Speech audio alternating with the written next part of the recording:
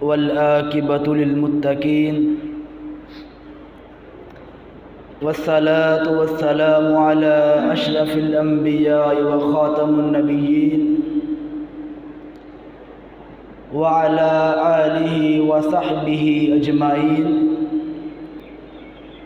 ومن تبعهم بإحسان إلى يوم الدين. أما بعد فأعوذ بالله من الشيطان الرجيم. بسم الله الرحمن الرحيم.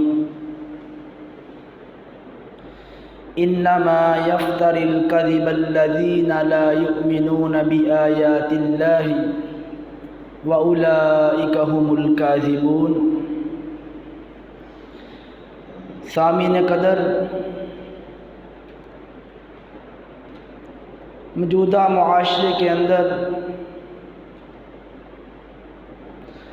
جو امن و امان اور جو خرابیاں پیدا ہو رہی ہیں، ان کی ایک بڑی وجہ یہ ہے کہ معاشرے کے اندر جھوٹ عام ہو گیا ہے۔ اگر ہم چاہتے ہیں معاشرے کی اصلاح کرنا، ایک بازار کی اصلاح کرنا، ایک مدرسہ کی اصلاح کرنا، ایک گھر کی اصلاح کرنا، تو ہم کو نبی صلی اللہ علیہ وسلم کی تعلیمات سے آراستہ ہونا پڑے گا، اور سب گناہوں کی جڑ یہ جھوٹ، اس کو چھوڑنا پڑے گا۔ جھوٹ ایک ایسی لعنت ہے کہ جس کو ہر مکتبہ فکر غلط کہتا ہے، ہر مذہب اس کی مذمت کرتا ہے، ہر کالا اور گورا اس کو برا سمجھتا ہے۔ سامعین قدر، جھوٹ کے بارے میں اللہ نے قرآن میں فرمایا، انما یفتری الکذب الذین لا یؤمنون بآیات اللہ وَأُولَئِكَ هُمُ الْكَاذِبُونَ۔ جو جھوٹ بولتے ہیں وہ اللہ کے اوپر ایمان نہیں رکھتے۔ زبان سے جو بھی کہیں، نمازیں ادا کریں، شلوار ٹخنوں سے اوپر ہے، عمامہ سر کے اوپر سجایا ہوا ہے، 5 وقت مسجد میں آ رہا ہے، اور صدقہ خیرات سال کے بعد حج اور عمرہ وہ ادا کر رہا ہے، لیکن کاروبار کرتے ہوئے جھوٹ بولتا ہے، اپنے دوستوں میں بیٹھ کر جھوٹ بولتا ہے، گھر میں بیٹھا ہے تو جھوٹ بولتا ہے، مدرسہ میں پڑھنے کے لیے آیا ہے تو جھوٹ بولتا ہے۔ اللہ فرماتے ہیں، انما یفتری الکذب الذین لا یؤمنون بآیات اللہ۔ یہ شخص جو جھوٹ بول رہا ہے، چاہے اس کا حلیہ مسلمانوں والا ہے، لیکن یہ مجھ پر ایمان نہیں رکھتا، یہ مجھ پر ایمان نہیں رکھتا۔ سامعین قدر، جھوٹ اس قدر سنگین گناہ ہے کہ نبی صلی اللہ علیہ وسلم نے فرمایا، آیت المنافق ثلاث، منافق کی 3 نشانیاں ہیں،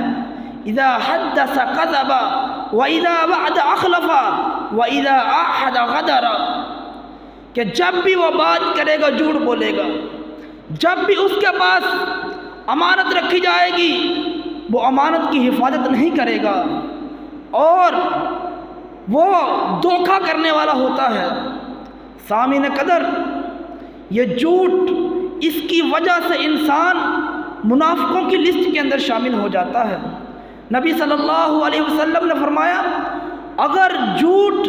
اس کے اندر شامل ہو گیا ہے تو وہ شخص اس کے اندر منافقین کی ایک صفت پائی جاتی ہے۔ اور اگر آپ تھوڑا سا غور کریں تو جو دوسری دو صفات ہیں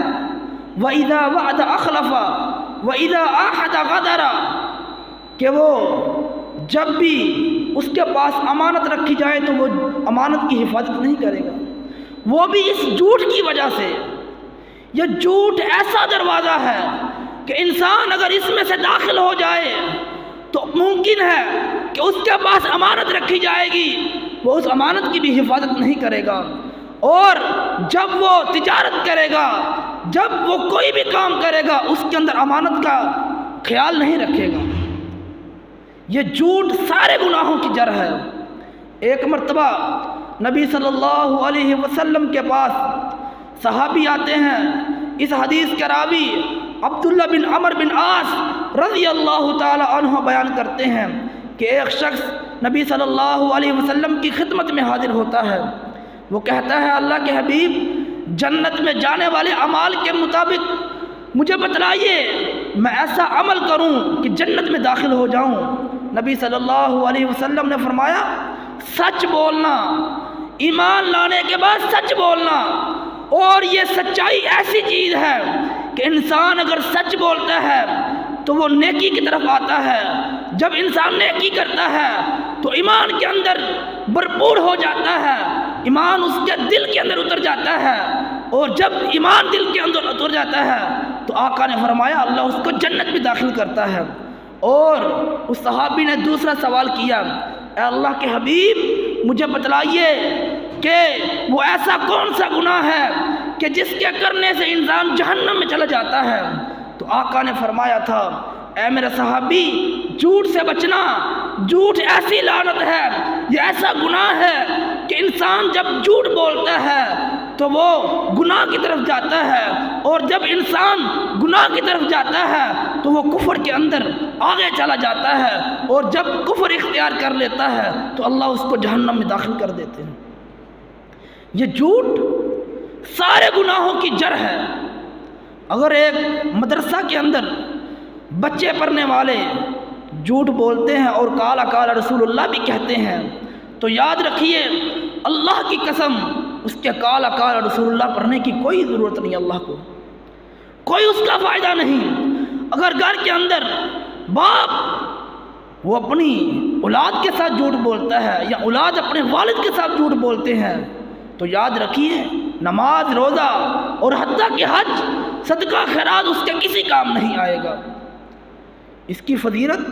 اللہ اکبر کبیرہ، اللہ نے تو لعنت کی ہے، لعنت اللہ علی الکاذبین، اللہ نے لعنت کی ہے جھوٹوں پر۔ اور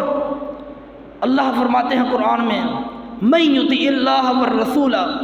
فاولئک مع الذین انعم اللہ علیہم من النبیین والصدیقین، کہ جو ایمان لانے کے بعد ایمان لے آتے ہیں اور اللہ کے اور اس کے رسول کی اطاعت کرتے ہیں، اللہ نے فرمایا قیامت کے دن ہم ان کو نبیین کے ساتھ صدیقین کے ساتھ کھڑا کریں گے۔ یہاں پر قرآن کی آیت پر غور کرنے کی ضرورت ہے کہ رسالت کے بعد، نبوت کے بعد سب سے اہم جو چیز ہے وہ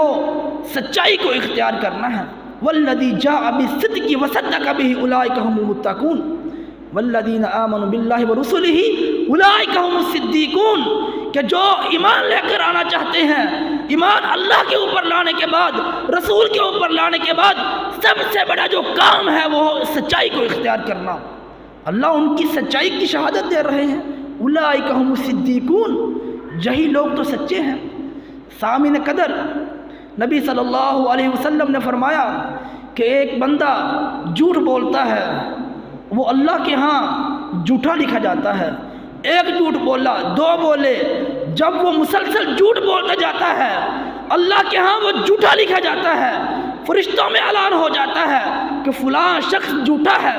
اور کوئی بندہ اگر سچ بولتا ہے، سچ بولتے چلا جاتا ہے تو اللہ بھی اس کو سچوں میں لکھ دیتے ہیں۔ اور سچوں کی اللہ نے جزا کیا رکھی ہے کہ مع الذین انعم اللہ علیہم من النبیین والصدیقین۔ قیامت کے دن نبی کا ساتھ چاہتے ہو، نبیوں کے ساتھ رہنا چاہتے ہو، صبح و شام اللہ کے حبیب کا دیدار کرنا چاہتے ہو تو سچائی کو اختیار کیجئے۔ سامعین قدر، آخری بات نبی صلی اللہ علیہ وسلم نے یہاں تک فرمایا کہ مذاق کے اندر بھی جھوٹ نہ بولو۔ فرمایا ویل للذی یحدث بالحدیث، جو شخص اپنی بات کے اندر جھوٹ کو شامل کرتا ہے، کس لیے؟ لیضحک بہ القوم، تاکہ وہ لوگوں کو ہنسائے، اپنی واہ واہ کروائے اور لوگوں کے اندر ان کو انجوائے کرواتا ہے، لوگوں کے اندر جھوٹ کو پھیلاتا ہے لوگوں کو خوش کرنے کے لیے۔ اللہ کے حبیب صلی اللہ علیہ وسلم نے فرمایا ویل اللہ، اس شخص کے لیے ہلاکت ہے، اس شخص کے لیے ہلاکت ہے۔ اللہ کے نبی صلی اللہ علیہ وسلم نے تو یہاں تک فرمایا لا یؤمن العبد الایمان کلہ، کوئی شخص اس وقت تک صحیح کامل اکمل ایمان والا نہیں ہو سکتا کہ جب تک وہ حتی یترک الکذب ان کان مادحا، حتیٰ کہ جھوٹ کو نہ چھوڑ دے اگرچہ وہ مذاق میں کیوں نہیں کر رہا، مذاق کے اندر بھی جھوٹ کو چھوڑ دے۔ اللہ کے حبیب صلی اللہ علیہ وسلم نے فرمایا انا زعیم ببیت فی وسط الجنہ، او کائنات کے لوگوں، اگر تمہیں کوئی دنیا کا مالدار، دنیا کا شہنشاہ، کوئی دنیا کا بادشاہ، کوئی حکمران، کوئی وزیر، کوئی مشیر تم کو کسی بات کی گارنٹی دیتا ہے تو تم اس کی بات کو تو مان لیتے ہو، میں محمد امام الانبیاء ہو کر تمہیں گارنٹی دیتا ہوں کہ انا زعیم وببیت فی وسط الجنہ، جنت کے وسط کے اندر، جنت کے درمیان کے اندر خوبصورت محل کی گارنٹی دیتا ہوں کہ وہ کیا کرے کہ وہ جھوٹ کے اندر، اپنے مذاق کے اندر بھی جھوٹ کو بولنا چھوڑ دے۔ سامعین قدر، آج ہمارے معاشرے کی تباہی اور بربادی کی یہ بڑی وجہ ہے کہ آج انفرادی طور پر اور اجتماعی طور پر معاشرہ بگڑ چکا ہے۔ یاد رکھیے، بڑی اہم حدیث آپ کے سامنے پیش کر رہا ہوں۔ اللہ کے حبیب صلی اللہ علیہ وسلم نے فرمایا اس کے اندر ایک انفرادی طور پر بھی اور اجتماعی طور پر بھی، ایک عام رعایا سے لے کر ایک عام حکمران تک، اللہ کے حبیب صلی اللہ علیہ وسلم نے فرمایا کہ ما من والی یلی رعیت من المسلمین فیموت وہو غاش الا حرم اللہ علیہ الجنہ، جو شخص اگر اپنے مدرسہ کے اندر رعایا، اپنے پڑھانے والوں یا اپنے جونیئر، ان کا اگر وہ رہنما بنایا جاتا ہے، اگر وہ سردار بنایا جاتا ہے، یا ایک گھر کے اندر رہتے ہوئے باپ کی حیثیت سے اپنے بچوں کا وہ باپ ہونے کی حیثیت سے وہ ان کا سردار ہے، وہ ان کا رہنما ہے، وہ ان کا والی ہے، اور اگر معاشرے کے اندر حکمران ہونے کی حیثیت سے کوئی حکمران، کوئی وزیر، کوئی مشیر، کوئی ایم این اے وہ اپنی رعایا کے ساتھ کیا کرتا ہے، وَهُوَ غَاشٌ لَهُمْ، اگر وہ دھوکہ کرتا ہے، جھوٹ بولتا ہے ان کے ساتھ، اللہ کے حبیب صلی اللہ علیہ وسلم نے فرمایا فَيَمُوتُ وَهُوَ غَاشٌ لَهُمْ إِلَّا حَرَّمَ اللَّهُ عَلَيْهِ الْجَنَّةَ، اگر کوئی اپنی رعایا کے ساتھ، اگر کوئی کسی اپنے دوسرے مسلمان بھائی کے لیے جھوٹ کو اختیار کرتا ہے، اللہ کے حبیب صلی اللہ علیہ وسلم نے فرمایا الا حرم اللہ علیہ الجنہ، اللہ نے اس کے اوپر جنت کو حرام کر دیا ہے۔ یہ بہت ہی سنگین جرم ہے، بہت ہی یہ سنگین جرم ہے۔ آج ہماری رعایا، ہمارے جو حکمران وہ اپنی رعایا کے ساتھ جھوٹ بولتے ہیں، اور جو رعایا ہے وہ اپنے نیچے والی جو رعایا ان کے ساتھ جھوٹ بولتے ہیں۔ اور اللہ کے حبیب صلی اللہ علیہ وسلم نے فرمایا اگر تم معاشرے کی اصلاح کرنا چاہتے ہو، اگر گھر کے اندر امن قائم کرنا چاہتے ہو، مدرسہ کے اندر امن قائم کرنا چاہتے ہو، کالج کے اندر، یونیورسٹی کے اندر، اور پورے ملک کے اندر اور پوری دنیا کے اندر امن قائم کرنا چاہتے ہو، تو جھوٹ کو چھوڑ کر سچائی کو اختیار کر لیجئے۔ جو سچائی کو اختیار کرے گا اللہ رب العالمین دنیا میں بھی اس کی مدد کریں گے اور آخرت میں بھی اس کو بدلہ جنت میں دیں گے۔ سبحان ربک رب العزت عما یصفون وسلام علی المرسلین۔